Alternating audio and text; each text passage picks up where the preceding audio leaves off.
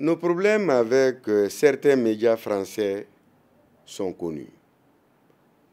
Il s'agit de RFI, il s'agit de France 24, il s'agit de Jeune Afrique. Ces médias se caractérisent par un traitement déséquilibré et orienté de l'information. Ce n'est pas la première fois que nous soyons victimes du comportement de ces médias.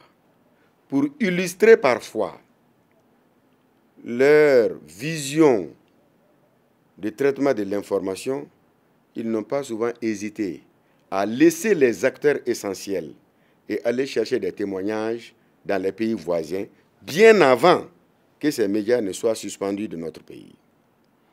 Ils ont leur agenda, ils ont leur programmation, et ils pensent que tu dois faire comme ils veulent.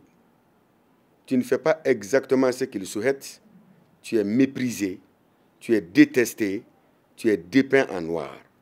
Sinon, comment comprendre le comportement d'un média comme Jeune Afrique envers la maison de la presse du Mali, qui a condamné l'expulsion d'un journaliste de Jeune Afrique en février dernier, qui s'est caché pour venir au Mali sans papier.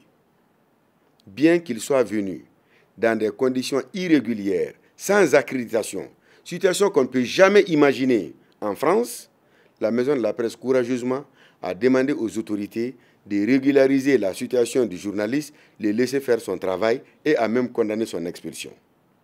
Ce jour-là, Jeune Afrique ne nous a pas qualifiés de maison de la presse ambiguë. Qu'est-ce que Jeune Afrique a fait encore? Dans l'affaire Malik, seule la maison de la presse a produit un communiqué pour condamner les agissements de certains sur les réseaux sociaux et demander l'État à prendre ses responsabilités.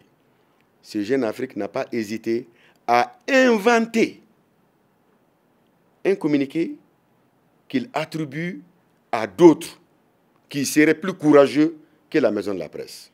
Quelle honte pour un média qui est connu depuis de longues années sur le continent africain. Le comportement de Jeune Afrique est un comportement inexplicable. Il n'y a pas de professionnalisme dedans, il y a de la malhonnêteté dedans, il y a l'indignité dedans.